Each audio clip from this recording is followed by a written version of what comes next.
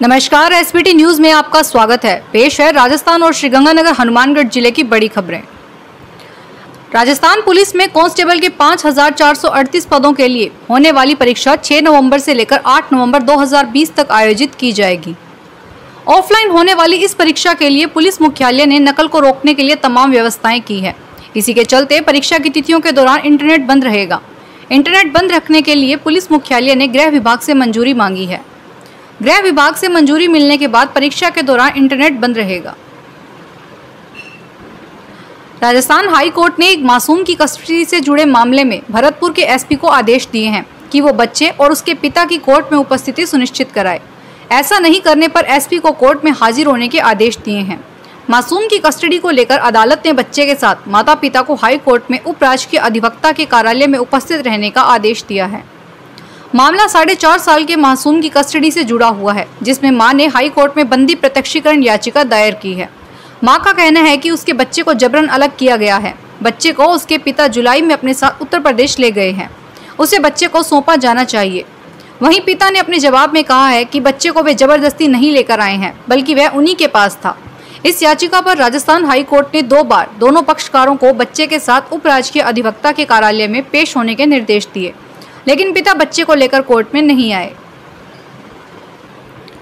Rajasthan ATS ने बड़ी कार्रवाई करते हुए आईपीएल सट्टे को लेकर हैदराबाद, दिल्ली और जयपुर में कई जगह रेड मारी। रेड में 7 सट्टेबाज हैदराबाद, 7 जयपुर से सट्टेबाज पकड़े गए।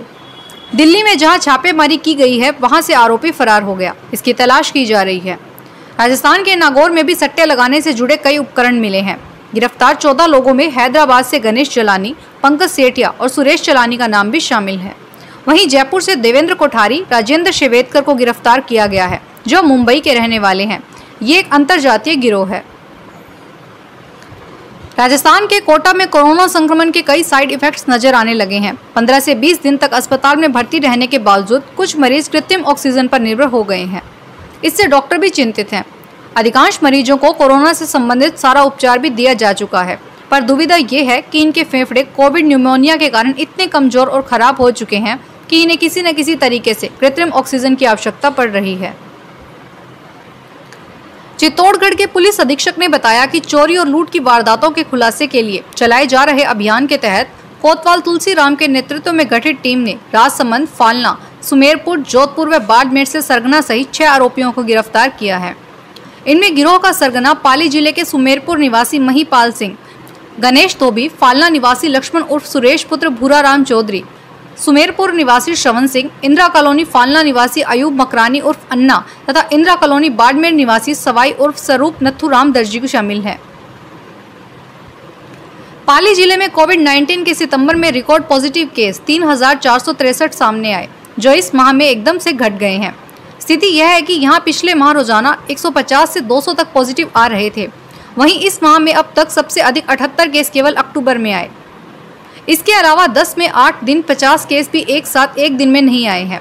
अब तक 10 दिन में 441 संक्रमित मिले हैं। इस कमी का बड़ा कारण यह है, पिछले माह हर रोज पाली मेडिकल कॉलेज में बनाई कोविड लैब में औसत करीब 800 सैंपल की जांच की जा रही थी।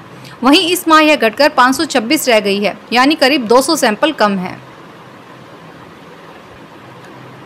राजस्थान में कोरोना महामारी के चलते लगाए गए लॉकडाउन के कारण शुरुआती महीनों में जहां अपराधों में कमी आई थी, वहीं अनलॉक होते ही अपराधों में एक बार फिर बढ़ोतरी होने लगी है। यही वजह है कि अगस्त माह की तुलना में सितंबर में चोरी, बलात्कार एवं बलवा के अपराध अधिक हुए हैं। हालांकि राहत की बात यह है कि इन तीनों अपराधों के अलावा हत्या, डकैती, हत्या का प्रयास, अपहरण जैसे अपराधों में कमी रही है। सबसे अधिक बढ़ोतरी चोरी के मामलों में आई है। अगस्त 2020 में जहां प्रदेश में चोरी के कुल 2,793 मामले दर्ज किए गए थे, वहीं सितंबर में यह संख्या बढ़कर 3,036 हो गई है। पुलिस विभाग से जुड़े अधिकारियों का कहना है कि कोरोना के कारण फैली बेरोजगार एवं आर्थिक तंगी के कारण भी चोरी की घटनाएं बढ़ी है। रोडवेज की हर बस में व्हीकल ट्रैकिंग सिस्टम लगाने का निर्णय लिया गया है। रोडवेज की हर बस में व्हीकल ट्रैकिंग सिस्टम लगाने का निर्णय लिया गया है। इससे बसों पर निगरानी के साथ डीजल और एवरेज को परखा जा सकेगा। अफसर जिला मुख्यालय पर बैठकर बस की जांच कर सकेंगे। हालांकि कई सालों पूर्व भी वीटीएस बसों में लगाया गया था, लेकिन आधी अधूरी बसों में लगाकर बाद में इस पर ध्यान ही नहीं दिया गया। वीटीएस लगने के बाद रोडवेज के आगार से रवानगी से लेकर कहां तक उसका ठहराव है, उसकी जांच होगी। राजस्थान के 6 नगर निगम चुनावों की तारीखों के ऐलान के साथ ही राजनीतिक पार्टियों में टिकट बंटवारे को लेकर मशक्कत का दौर शुरू हो गया है। जयपुर, जोधपुर और कोटा में 2-2 नगर निगम के चुनाव होने हैं। इसको लेकर प्रदेश बीजेपी ने भी अपनी तैयारियां शुरू कर दी है। बीजेपी से टिकट चाहने वाले दावेदारों के लिए एक प्रपत्र तैयार किया गया है। टिकट चाहने वाले कार्यकर्ता को यह पूरा परफॉर्मा भरकर देना होगा। 22 बिंदु के इस प्रपत्र में तमाम व्यक्तिगत और संगठनात्मक जानकारियां देनी होगी। इस माह के अंत में होने वाले राजस्थान के जयपुर, जोधपुर और कोटा के 6 नगर निगम के चुनावों को लेकर बीजेपी आश्वस्त नजर आ रही है। इसके पीछे कई कारण गिनाए जा रहे हैं। केवल शहरी क्षेत्र में ही चुनाव के कारण उनका मानना है यह वोटर उनके पक्ष में ही वोट करेगा। वहीं उनका मानना है कि वर्तमान में जो हालात कांग्रेस के हैं वे उनके लिए बेहद फायदेमंद हैं। यह बात दीगर है कि जीत के आधार माने जाने वाले कारणों में विकास की बात कहीं नहीं है। सब कुछ राजनीति में उपजे हालात की बदौलत है। पेश है श्रीगंगानगर हनुमानगढ़ जिले की बड़ी खबरें। श्रीगंगानगर में धर्मवीर डुडेजा को श्रीगंगानगर ट्रेडर्स एसोसिएशन का नया अध्यक्ष चुन लिया गया है। चुनाव नामांकन प्रक्रिया के अंतिम समय आज दोपहर 2 बजे से कुछ मिनट पहले रोहित गर्ग के नाम वापस ले लिए जाने के बाद धर्मवीर को निर्विरोध निर्वाचित घोषित कर दिया गया। इससे पहले धर्मवीर व रोहित गर्ग में सीधा मुकाबला होने की संभावना जताई जा रही थी। नामांकन दाखिल होने के बाद से ही नई धान मंडी के मोजीज व्यापारी दोनों में से किसी एक नाम पर सर्वसम्मति के लिए जोर लगा रखा था। 2 दिन से लगातार बैठकों का दौर चल रहा था। आखिरकार सोमवार दोपहर की बैठक सफल रही। इस बैठक में रोहित को चुनाव मैदान से नाम वापस लेने पर राजी कर लिया गया। सादुल शहर क्षेत्र में बीते 24 घंटों में चोरी की 2 वारदातें हो गई। वार्ड नंबर 7 के एक सूने घर में घुसकर चोर जहां लाखों रुपए मूल्य का सामान चुरा ले गए, वहीं भगत सिंह चौक के नजदीक बने शिव मंदिर के दान पात्रों पर चोरों ने हाथ साफ कर दिया। सूचना मिलने पर पुलिस मौके पर पहुंची और सीसीटीवी खंगाले। इनकी फुटेज में एक आरोपी का चेहरा दिखाई दिया है। पहली वारदात पवन कुमार के घर हुई। ऑस्ट्रेलिया में रहने वाला पवन पिता की मौत के बाद अपनी मां को भी वहीं ले गया। तब से उनके घर में सरकारी कर्मचारी किराएदार हैं। गत शुक्रवार को वह भी अपने गांव चला गया। सोमवार को जब कर्मचारी लौटा तो उसे घर में चोरी की जानकारी मिली। दूसरी वारदात भगत सिंह चौक के पास बने शिव मंदिर में हुई। बीती रात ताला तोड़कर अज्ञात 2 दान पात्रों में 15 से 20 हजार की नकदी चुरा ले गए। पुजारी मदन लाल ने आज सुबह मंदिर खोला तो चोरी का पता चला। श्रीगंगानगर जिला मुख्यालय पर रवि चौक के निकट रिटायर्ड कर्मचारी के घर से अज्ञात किशोर घर के पर्च में खड़ी साइकिल चोरी करके ले गया। चोरी की वारदात सीसीटीवी कैमरे में कैद हो गई। जानकारी के मुताबिक रिटायर्ड कर्मचारी रमेश बंसल के घर में पोर्च में उनके पोते की साइकिल खड़ी थी। दोपहर करीब 2 बजे 14-15 वर्षीय एक युवक गली में खड़ा होकर रैकी करता है और मौका मिलते ही करीब 10,000 रुपए कीमत की साइकिल चुरा लेता है। इसके बारे में पुलिस को सूचना दी गई है। कृषि विपणन विभाग ने अपनी ब्याज माफी योजना 2019 की अवधि को बढ़ाकर 31 दिसंबर तक कर दिया है। निदेशक ताराचंद मीना ने इस आशय का आदेश सोमवार को ही जारी किया है। राज्य की कृषि उपज मंडी समितियों के लिए यह योजना पहले 30 सितंबर तक थी। शुरू में योजना के तहत बकाया राशि 25% ब्याज के साथ 30 सितंबर 2019 तक जमा करवाई जा सकती थी।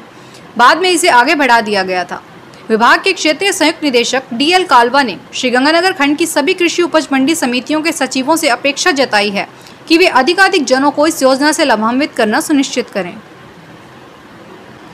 रेलवे की ओर से यात्रियों की सुविधा के लिए समय समय पर विशेष ट्रेनों का संचालन किया जा रहा है, लेकिन पेचीदा और सख्त नियमों के चलते इन गाड़ियों में यात्री नहीं मिल रहे। इससे रेलवे को हजारों लाखों के राजस्व का भी नुकसान हो रहा है। वहीं दूसरी ओर केंद्र और राज्य सरकार ने रोडवेज, लोक परिवहन व निजी बसों के मामले में पूरी छूट दे रखी है। इन बसों में न कोई सोशल डिस्टेंसिंग की परवाह कर रहा है, न ही सैनिटाइजर का उपयोग। ठसाठस भरी बसों में यात्रा से भी किसी को गुरेज नहीं है, जबकि रेल यात्रा में पहले जनरल कोच के लिए भी रिजर्वेशन की शर्त रखी गई है। अब सवाल यह उठ रहा है कि एक आम आदमी रिजर्वेशन की बजाय सीधे ही टिकट लेकर रेलगाड़ी पर सवार होना चाहता है, लेकिन कोरोना के नाम पर उसे इसकी इजाजत नहीं है। हालांकि रेलवे स्टेशन पर स्क्रीनिंग की व्यवस्था है। कोरोना काल में यात्रियों की सुविधा के लिए कोटा श्रीगंगानगर, कोटा एवं Jhalawar city Sriganganagar Jhalawar city special rail सेवाओं का संचालन किया जा रहा है। इसके तहत आज शाम को 5:20 बजे कोटा से रवाना होने वाली विशेष यात्री गाड़ी संख्या 02981 कल सुबह 9:55 बजे श्रीगंगानगर पहुंचेगी। मंगलवार शाम को 5:40 बजे गाड़ी संख्या 02997 लूप कैनाल होते हुए झालावाड़ के लिए रवाना होगी। गाड़ी के यहां पहुंचने और कल शाम को रवाना करने को लेकर रेलवे ने तैयारियां कर ली है। करौली जिले के गांव बुकना में पुजारी बाबूलाल वैष्णव हत्याकांड को लेकर विप्र सेना ने आज मुख्यमंत्री के नाम एक ज्ञापन जिला कलेक्टर को सौंपा। शिष्टमंडल में विधानसभा प्रभारी रविकांत शर्मा, सह प्रभारी नवल किशोर शर्मा, धर्मराज पांडे और कर्मचारी नेता सतीश शर्मा आदि शामिल थे। ज्ञापन में सभी दोषियों को गिरफ्तार करने, 2 पुलिसकर्मियों को निलंबित करने, मृतक आश्रित परिवार को 50 लाख रुपए का मुआवजा देने व आश्रित को सरकारी नौकरी देने की मांग की गई है। राजस्थान प्रदेश कांग्रेस कमेटी के एसएससी विभाग के पूर्व सचिव एडवोकेट संजय धारीवाल ने खाद्य सुरक्षा योजना में फर्जीवाड़ा करके राजकोष को नुकसान पहुंचाने वाले राशन डीलरों और संलिप्त अधिकारियों पर मुकदमा दर्ज करने की मांग की है। धारीवाल ने बताया कि राशन डीलरों ने उन लोगों के नाम राशन उठाया दर्शाया है जिन्होंने कभी राशन प्राप्त ही नहीं किया। ऐसा करके राजकोष को लाखों रुपयों का नुकसान पहुंचाया गया है। इस घोटाले में खाद्य विभाग के अधिकारियों व कर्मचारियों की पूरी संलिप्तता रही है। श्रीगंगानगर जिला कलेक्टर एवं जिला मजिस्ट्रेट महावीर प्रसाद वर्मा ने आज बायो वेस्ट व सॉलिड वेस्ट निस्तारण को लेकर जिले भर के अधिकारियों की बैठक ली। जिला कलेक्टर ने संबंधित अधिकारियों से कचरा निस्तारण के बारे में जानकारी ली। उन्होंने कहा कि सरकारी व निजी अस्पतालों का बायो वेस्ट का 100% निस्तारण होना चाहिए। नगर परिषद व नगर पालिका अपने अपने क्षेत्र में सूखा व गीला कचरा निस्तारण का प्लांट लगाने की कार्यवाही को तेज करे।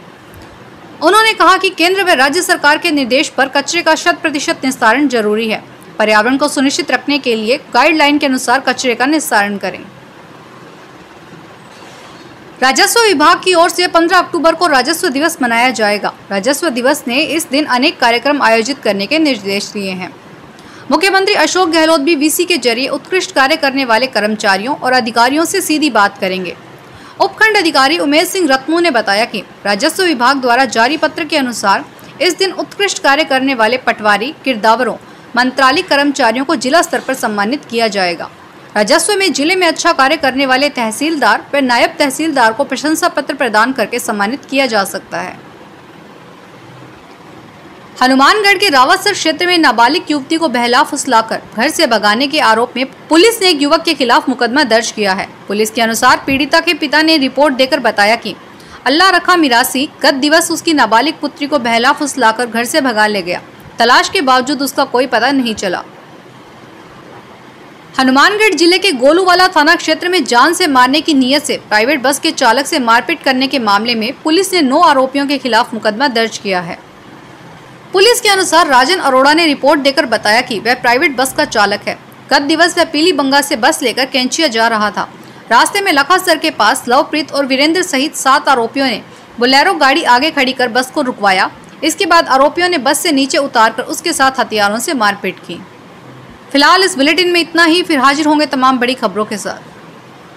एसबीटी न्यूज के वीडियो देखने के लिए हमारे चैनल को सब्सक्राइब करें और नोटिफिकेशन पाने के लिए बेल आइकन पर क्लिक करें। धन्यवाद।